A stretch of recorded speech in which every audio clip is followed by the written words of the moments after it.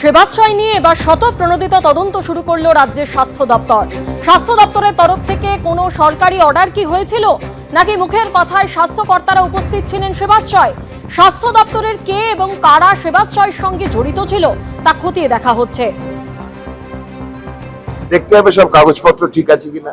যেসব ডাক্তাররা গিয়েছিলেন তাদের আমার যথেষ্ট সন্দেহভাজন আছি আমরা। আমাদের আশঙ্কা সঠিক ডাক্তার কেউ ছিল না, পুরোটাই আয়ুষের পড়ুয়ারা ছিল। তদন্ত শুরু হয়েছে, স্বাস্থ্য দপ্তর ইন্ডিপেন্ডেন্ট স্বাধীনভাবে তদন্ত শুরু করেছে, পুলিশ দপ্তর তার তদন্ত শুরু করেছে। আমাদের কাছে যা যা তথ্য প্রমাণ আসবে সেগুলো আমরা সবই পুলিশ ডিপার্টমেন্ট বা গৃহ মন্ত্রণালয়ে পাঠিয়ে দেবো। যারা যারা অনাচার অবিচার করেছে, স্বাস্থ্য আধিকারিক হোক, রাজনৈতিক ব্যক্তিত্ব হোক, প্রশাসনিক আধিকারিক হোক, পুলিশ আধিকারিক হোক, সঠিক জায়গায় সঠিক বিচার হবে। জনগণকে এভাবে রিস্কে ফেলার দায় কাউকে নিতে হবে।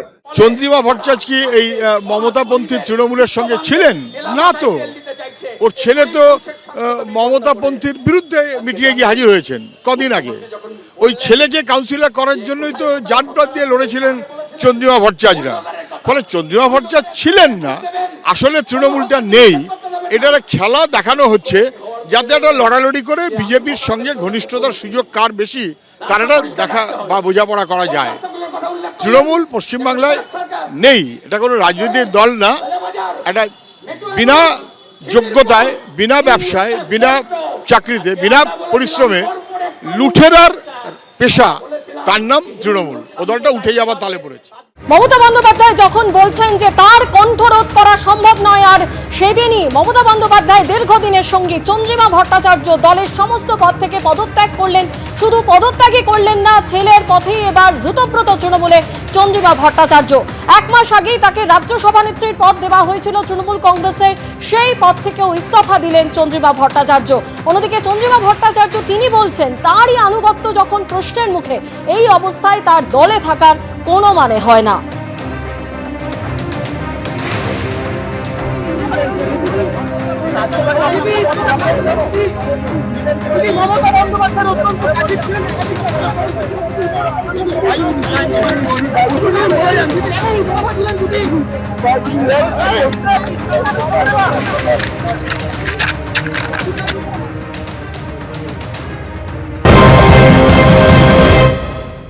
যেসব শব্দ উনি ব্যবহার করেছেন সেটা খুব চিন্তার।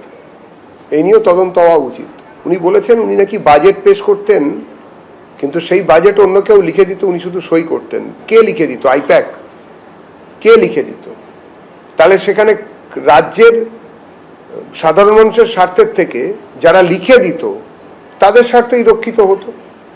আমার ধারণা সম্মাননীয় মুখ্যমন্ত্রী শ্রী শুভেন্দু অধিকারী এবং রাজ্য সরকারের অন্যান্য আমলারা, মন্ত্রীরা এই বিষয়টি দেখবেন এবং নিশ্চিতভাবে চন্দ্রিমা দেবীর এই কথার তদন্ত হওয়া উচিত।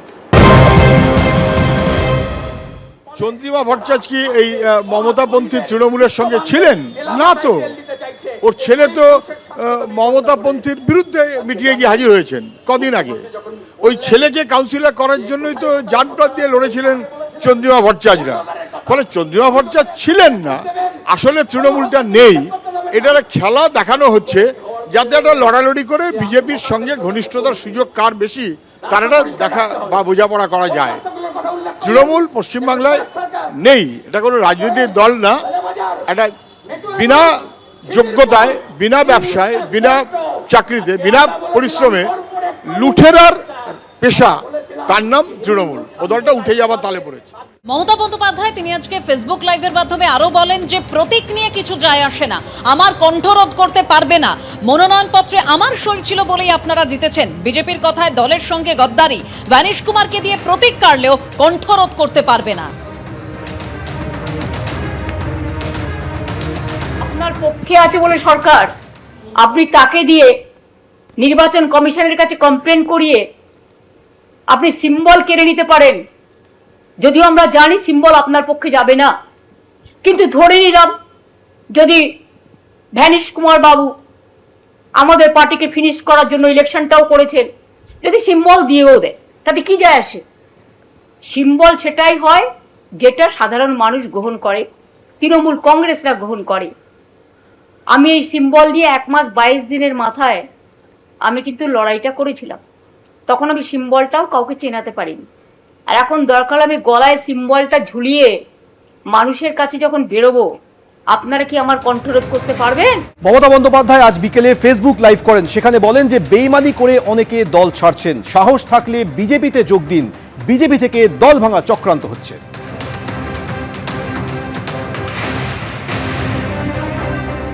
2 মাসও ধৈর্য ধরতে পারলেন না, 2 মাসও ধৈর্য ধরতে পারলেন না, এত তাড়াতাড়ি দলের সাথে বেইমানি করে চলে গেলেন। আর বেইমানি করারও তো একটা সীমা থাকা উচিত। পার্টির সাথে বেইমানি না করে, যে পার্টিটা আপনাদের কাছে জন্মদাত্রী মা, আপনারা তো সরাসরি বিজেপি করছেন। এখন বিজেপি করবেন আর তৃণমূল বলবেন, এটা তো হতে পারে না। কারণ তৃণমূল কংগ্রেসের আদর্শ বিজেপি বিরোধী। মনে রাখবেন, আমাদের একটা আদর্শ আছে, আমাদের একটা নীতি আছে।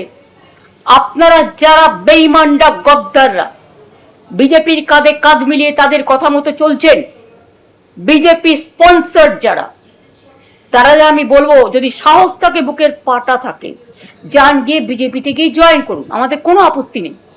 তবুও বুঝবো আপনারা বিজেপিতে চলে গেছেন। বিজেপিতে থেকে দল ভাঙার চক্রান্ত, ভাবেন কি যে আমি মরে গেছি? যারা ছিলেন প্রত্যেকেই ভয়ে ভয়ে নইলে বেআইনি পয়সার লালসায় ছিলেন, সেটা এখন বোঝা যাচ্ছে। যারা সুস্থ ছিলেন তাদের উপরে ভয় কাজ করিয়েছেন, প্রশাসনিক ভয়। কিছু একটা অন্যরকম করলেই তারা তাদের বিরুদ্ধে বিভিন্ন সময় প্রশাসন অত্যাচার করবে, এই ভয় ছিল। কেননা মমতা তার আমলে একটা পুলিশ স্টেট চালাতেন। আর উল্টো দিকে দাঁড়িয়ে যারা চুরির সঙ্গে জোচ্চুরি ছিলেন, তারা প্রত্যেকেই ওই টাকার ভাগ নিতেন, এবং সেই জন্যই তারা তাদের দলে ছিলেন। আমরা বলেছিলাম, বারবার বলেছিলাম, রাষ্ট্রবিজ্ঞানের সূত্র অনুযায়ী, এবং রাষ্ট্রবিজ্ঞান যদি সত্যি একটি বিজ্ঞান হয়, তাহলে মমতা বন্দ্যোপাধ্যায়ের তৃণমূল কংগ্রেসের 15 বছরের শাসন চলে যাবে। মমতা বন্দ্যোপাধ্যায় আজকে যখন ফেসবুক লাইভ করে বিজেপির চক্রান্তের কথা বলছেন, গদ্দারির কথা বলছেন, আর ঠিক সেই দিনই তার কিছুক্ষণ আগেই দলের সমস্ত পদ থেকে পদত্যাগ করলেন তার দীর্ঘদিনের ছায়াসঙ্গী চন্দ্রিমা ভট্টাচার্য, এবং তিনি গেলেন ঋতব্রত তৃণমূলে, বিধানসভায় গিয়ে ঋতব্রত তৃণমূলের সঙ্গে বৈঠকও করলেন চন্দ্রিমা ভট্টাচার্য। কিছুদিন আগেই আমরা দেখেছি তাকে রাজ্য সভানেত্রীর পদ দেওয়া হয়েছিল, এবং সেই পদ থেকেও ইস্তফা করলেন চন্দ্রিমা ভট্টাচার্য। তিনি বলছেন যে তার আনুগত্য নিয়ে যখন প্রশ্ন উঠে গিয়েছে, তো এই মুহূর্তে দলে থাকার কোনো মানেই হয় না। আর অন্যদিকে মমতা বন্দ্যোপাধ্যায় এই প্রসঙ্গে ফেসবুক লাইভে আপনারা শুনলেন যে তিনি বললেন যে অনেকদিন ধরেই চন্দ্রিমা ভট্টাচার্য তিনি বলছিলেন যে তিনি দল ছাড়বেন, কারণ আগেই তার ছেলে ঋতব্রত শিবিরে চলে গিয়েছেন। এবার চন্দ্রিমা ভট্টাচার্য তিনিও গেলেন ঋতব্রত শিবিরে।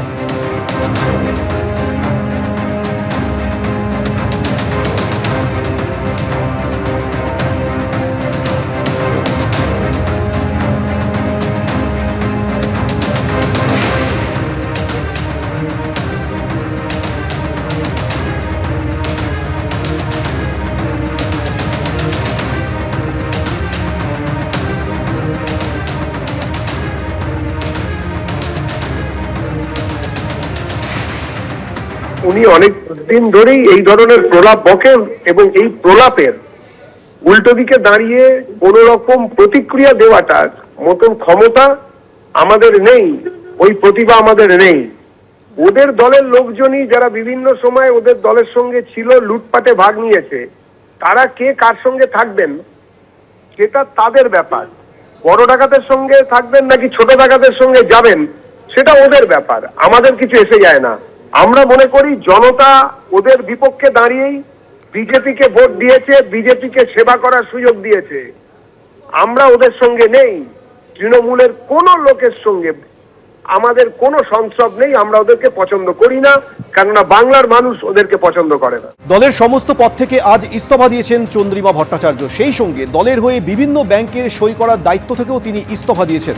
কমিশনে দলের দায়িত্বপ্রাপ্ত স্বাক্ষরকারীর পদও ছাড়লেন চন্দ্রিমা ভট্টাচার্য।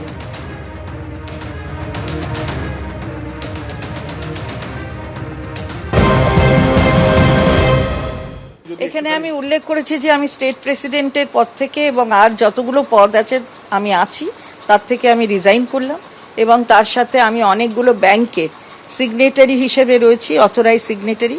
আমি সেইগুলো ব্যাংক থেকে authorise signatory all India Trinamool Congress সহ অনেক রিলেটেড আরও কতগুলো সংস্থা তারও আছি, সেগুলো থেকে আমি উইথড্র করছি।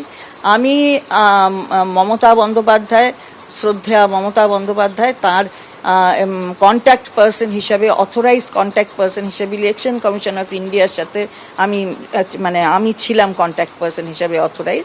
সুতরাং সেখান থেকেও আমি নিজেকে উইথড্র করছি এবং আমি যথাযথ টাইমে বলে দেব ইলেকশন কমিশনকেও, সেটা আমি জানিয়ে দেবো। এত কঠোর সিদ্ধান্ত নিতে কি একটু মন ভার হচ্ছে?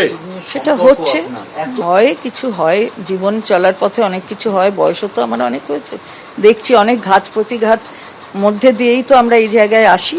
সুতরাং ঠিক আছে, জীবনের পথে চলে, আমরাও চলবো। তৃণমূলের হাঁড়িতে মধু নাই, সেটা ছাড়তে হবে। এর থেকে আবার পরিষ্কার কি হতে পারে? আদর্শহীন মানুষ মৃত মানুষের নাই, এদের আদর্শ আছে?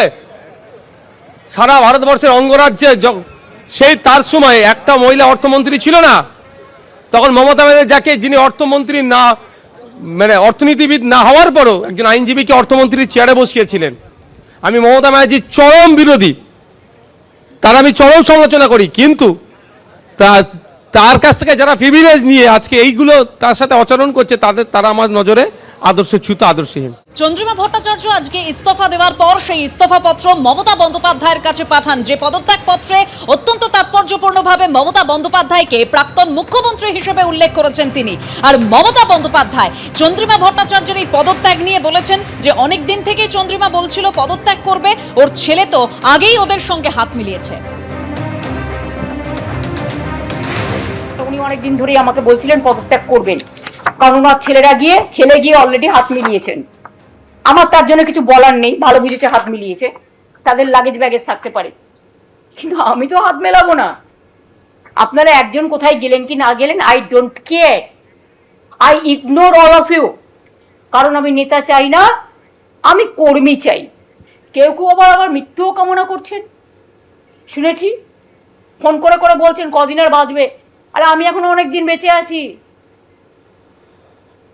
আর আমার পরের জেনারেশনও বাঁচবে, তারপরের জেনারেশনও বাঁচবে, তারপরের জেনারেশনও বাঁচবে। আপনারা এই সিম্বলে জিতে এসছেন, আর আজকে বিদ্রোহী, কিসের বিদ্রোহী? ইলেকশনের আগে পর্যন্ত বিদ্রোহ ছিল না? 15 বছর আপনারা এমপি ছিলেন, এমএলএ ছিলেন, মিনিস্টার ছিলেন, সবটাই পেয়েছেন, কই আমাকে তো কখনো কিছু বলেননি। মাত্র 1 মাস আগেই চন্দ্রিমা ভট্টাচার্যকে রাজ্য সভানেত্রীর দায়িত্ব দেওয়া হয়েছিল, আর 1 মাসের মধ্যে সেই রাজ্য সভানেত্রী পদ তো ছাড়লেনই, অন্যান্য সমস্ত পদ থেকেও ইস্তফা দিলেন চন্দ্রিমা ভট্টাচার্য। এই চন্দ্রিমা ভট্টাচার্য তৃণমূল সরকারের জমানায় একাধিক গুরুত্বপূর্ণ মন্ত্রকের দায়িত্ব সামলেছেন, অর্থমন্ত্রী হিসেবে দীর্ঘদিন দায়িত্বে ছিলেন, স্বাস্থ্য প্রতিমন্ত্রীর দায়িত্ব সামলেছেন। সেই চন্দ্রিমা ভট্টাচার্য তৃণমূলের সমস্ত পদ থেকে ইস্তফা দিয়ে বললেন, আমার আনুগত্য প্রশ্নের মুখে, বিশ্বাসযোগ্যতা যখন প্রশ্নের মুখে পড়ে তখন ফেরার প্রশ্ন নেই। মমতা বন্দ্যোপাধ্যায় যেভাবে বলেছেন যে আমি তুলে দিলাম, এটা আমি বেদনা হতো। আমি কারুর হাতে কিছু তুলে দেওয়ার আমার ক্ষমতাও নেই, তুলে দেব কি করে। যাই হোক, আমার আনুগত্য যখন প্রশ্নচিহ্নের মুখে, তখন আমার মনে হয় যে আমারই ব্যর্থতা সেটা। আমি কারোর বিরুদ্ধে কোনো অভিযোগ আমার নেই। চিঠি কি পাঠিয়ে দিয়েছেন? হ্যাঁ, পাঠিয়ে দিয়েছি। হ্যাঁ। দিদি কোনো ফোন এসছে? না, এখনো অবধি কিছু আসেনি। এখান থেকে আমি আমার সময় মতো বেরিয়ে, আমার ঘরেতে কেউ আসেনি তো, কোনো বিধায়ক আমার সাথে কথা বলতে আসেননি। আমি প্রতিদিন যে সময়ে থাকি, কালকেও সেই সময়ে ছিলাম, ততটা সময়ই ছিলাম। প্রশ্নটা হয়েছে যে আমাকে মাননীয় নেত্রী বললেন যে আমি ওদের হাতে ভবনটা তুলে দিয়েছি, তা আমি কি করে ভবনটা তুললাম? মানে আমার দুঃখ লেগেছে। আমি কোনো কথা নিয়ে কারুর বিরুদ্ধে আমার কোনো অভিযোগ নেই, আমি কাউকে কোনো দায়ী এসব করার ব্যাপার নেই। আমি নিজে, আপনি মনে করছেন আপনার অভিমানে? না, আমি নিজেকেই দায়ী মনে করছি, ইন দ্য সেন্স যে আমি ব্যর্থ। আপনি ব্যর্থ হয়েছেন বিশ্বাস রাখতে? হ্যাঁ, অবশ্যই। ভবন তুলে দিলে আপনার বিশ্বাস যে, অবশ্যই বিশ্বাস, আনুগত্য যখন প্রশ্নচিহ্নের মুখে থাকে, তখন তার বাইরে কিছু, মানে তারপরে আর কিছু করা যায় না আর কি। বিশ্বাসই তো মূল শিকড়। সুতরাং সেই শিকড় যখন নড়ে চড়ে যায়, তখন তার তারপরে আর কিছু করা যায় না। দীর্ঘদিনের সাথী ছিলেন এবং দীর্ঘতম ওনার মন্ত্রিত্বের তালিকাটাও দীর্ঘতম ছিল, তখন অভিমান হয়নি।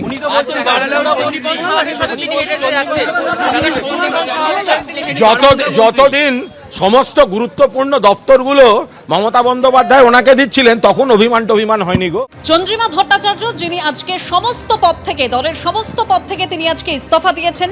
1 মাস আগে তাকে দলের রাজ্য সভানেত্রী করা হয়েছিল, সেই পদ থেকেও ইস্তফা দিয়েছেন তিনি।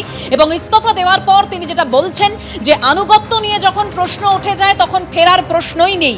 তৃণমূলে আছেন কিনা সেটা প্রশ্ন করেননি চন্দ্রিমা ভট্টাচার্য, বিষয়টি বিচারাধীন, অনেক জটিলতা আছে মন্তব্য করেছেন চন্দ্রিমা ভট্টাচার্য। অনেক কিছু নির্বাচন কমিশনের বিচারাধীন আছে, আমার আনুগত্য প্রশ্নের মুখে বলে মনে হয়েছে আমি ব্যর্থ। নেত্রী ফোন করে বললেন আমি নাকি ওদের হাতে ভবন তুলে দিয়েছি, কার কি হবে না হবে, কে প্রতীক পাবে সেসব বিচারাধীন।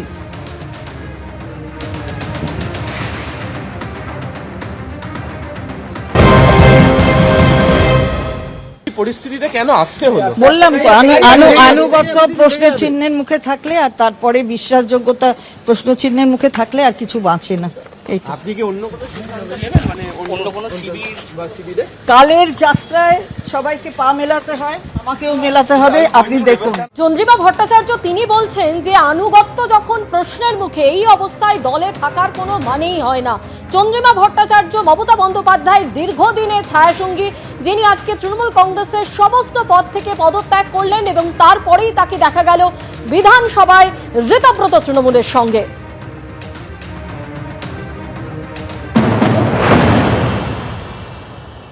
ওনার এই সিদ্ধান্তকে স্বাগত জানাই। যেই দমবন্ধ পরিবেশ কালীঘাটে চলছে সেখানে বেশি দিন কেউ থাকতে পারবে না।